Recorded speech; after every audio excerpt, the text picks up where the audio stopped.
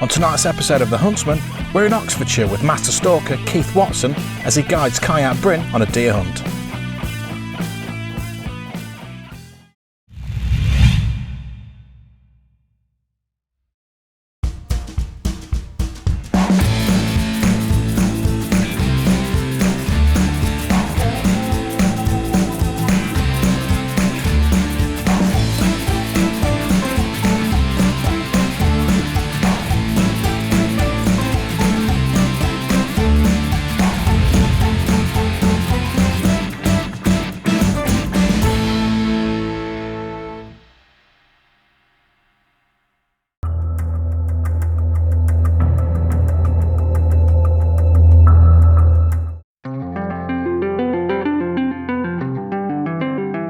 On recent episodes of The Huntsman, we've seen our good friend Keith Watson take us through the process of how he manufactures and builds his own high seats and his own deer feeders. Keith is a regular face on Team Wild TV, and we've seen him guide, cull and hunt several times. A few months back, Keith challenged Service UK head honcho to a deer calling contest as they each tried calling a muntjac buck for the cull bucks. Unfortunately, Keith didn't get his buck that time, but he did manage to call in several nice muntjacs without being presented a shot. The one buck he did manage to bring into a shooting position was a medal buck and too big for the cull bucks. Keith is a keen stalker and outdoorsman who prides himself on his ethical hunting and his respect for the game. Cai Ap Bryn of the Wild Food Catering Company has also been a regular on Team Wild TV of late, and we followed him on some pest control in his local area. We've also seen him rustle up some fantastic meals in the Team Wild kitchen for our carnivore series. My name's Keith Watson. We're out today in the Oxfordshire countryside doing a little bit of cull stalking with my friend Cai. Basically we're going to see if we can find a muntjac or a fallow buck. Muntjac doe preferably, but we'll see what happens on the day. This particular area of the ground I've been looking after for 4 or 5 years. There's 3 species of deer on the ground. There's roe, fallow and muntjac. 2 of them offer meadowheads, which would be the roe and the muntjac. The fallow in this neck of the woods, you're just not going to get a meadowhead at any time. It just won't happen really in this part of the world. There's a lot of work that goes into maintaining the ground, including having all the rides cut, the woodland maintained by the woodman, and me erecting a lot of high seats, of which there's over a dozen on this particular piece of ground, which should lend some way to helping Cai have an easier day. I'm Cai Ap Bryn, director of the Wild Food Catering Company, and I've been shooting deer now for a few years. But being here with Keith, he's going to pass on some of his experience to me, and hopefully I'll learn a thing or two today of what we're going to see. That's the plan anyway, isn't it? We hope so, we hope so. So, should be a good day. Got the rifle in the back, got everything ready, got my kit on, and we'll head out. Yeah, see what we can see.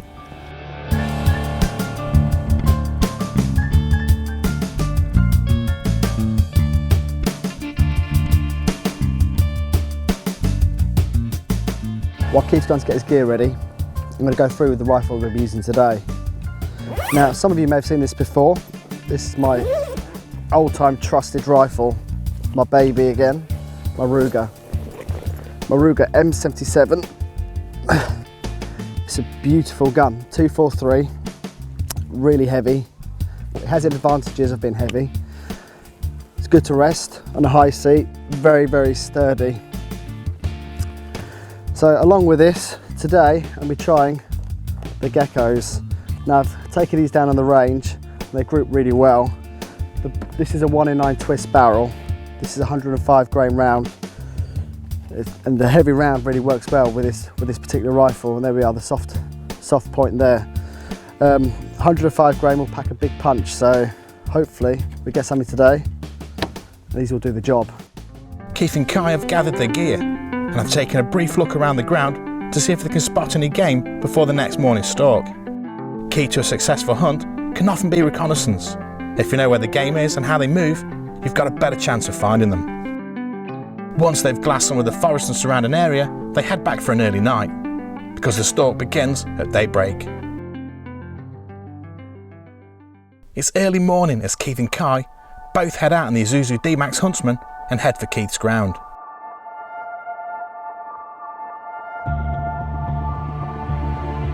It's still pretty dark in the dense forest, so they hope that they've beaten the deer to the spot and lay in waiting. Cai gets set in one of Keith's high seats and the pair wait patiently. It's a funny time of year for Muntjac at the minute. There's still quite a lot of food source knocking about. Yeah. Too much cover, you need it later in the year. Their patience pays dividends as a nice Muntjac buck wanders cautiously across the ride. Unfortunately, the buck is too nice and is possibly a medal. As the guys are on here looking to take a buck for the cull bucks, they let him walk on. Right deer, wrong day. A little later, and there's a road doe crossing the ride with a kid just behind her. The doe emerges a little further down the ride and seems oblivious to Cai and Keith. You can tell when things are right because if you notice when them deer have actually come out of the cover and they've stood in the clearing, they know them in the open. And them steady, they're not frightened, but they're not excessively frightened. They're naturally nervous, is the way I would describe it. And that's because I don't pressure them. There's plenty of activity in these woods as a squirrel passes by the high seat, and a few minutes later, a fox trots down the ride. All of the animals in these woods take advantage of the deer and pheasant feeder that offer a good meal and plenty of nourishment. Unfortunately, Cai and Keith haven't seen anything that's shootable, and now it's time to move on.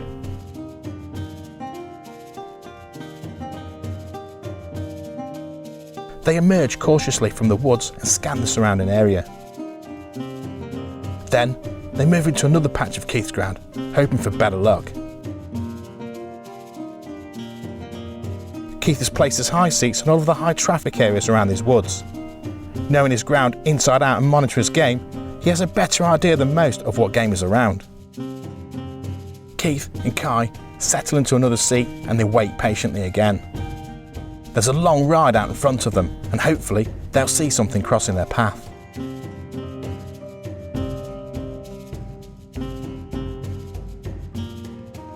Keith tries a few calls to see if he can bring a muntjac.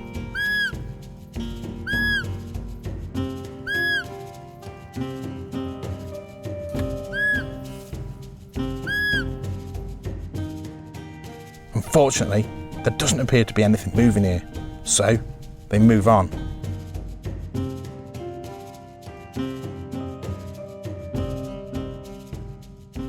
The pair jump into the Huntsman and head across Keith's land to find another spot to sit. With time running out, the Huntsman offers them a chance to get to the other side of the estate quickly. They get set up and head out once again.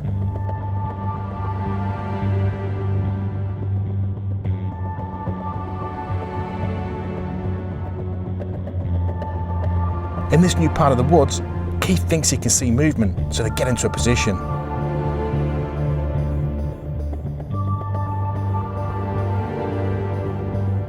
Keith clears the leaves from in front of the tree to keep noise to a minimum.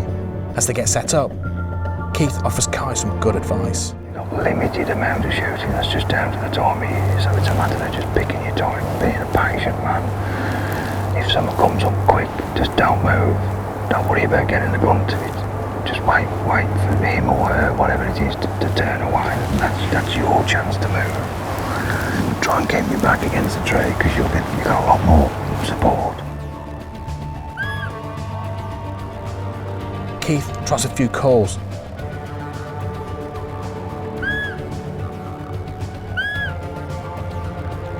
But nothing is showing any interest.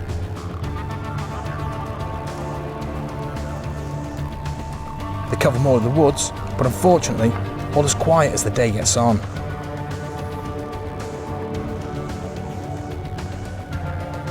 They set up again, and no sooner have they set up than a buck begins to bark. At the minute, I would say he's been sitting there listening, or she has. It sounds like a book in all fairness. He's just telling the world it's not quite right, but I'll see if I can just intrigue him out enough. Keith tries to call it in, but it doesn't sound happy as it barks back.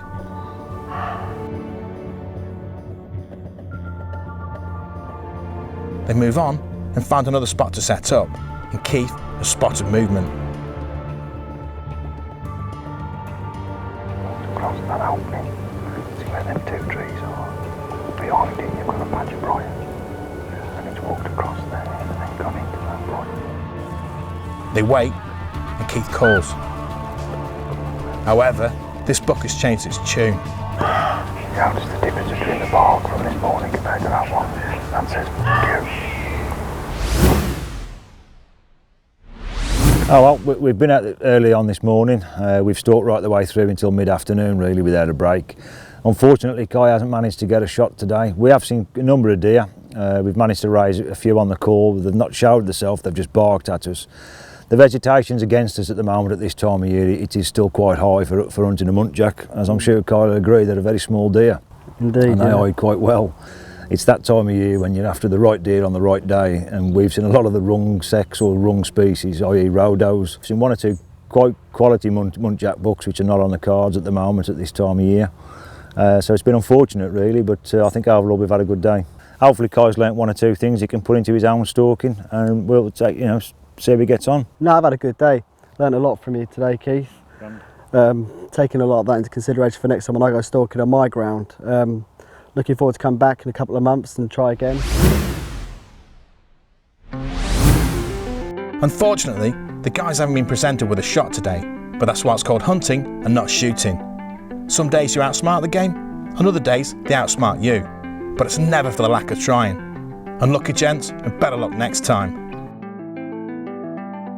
To find out more about the services offered by Keith Watson, visit keithshighseats.co.uk, where you can find information on the high seats, feeders, deer cradles and other items manufactured by Keith.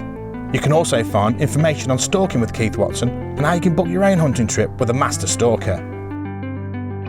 To find out more about the Isuzu D-Max Huntsman, visit isuzuoutdoorlife.co.uk. Subscribe to Team Wild TV for all of the best hunting shows on the web, and click a link below to see another amazing Team Wild video.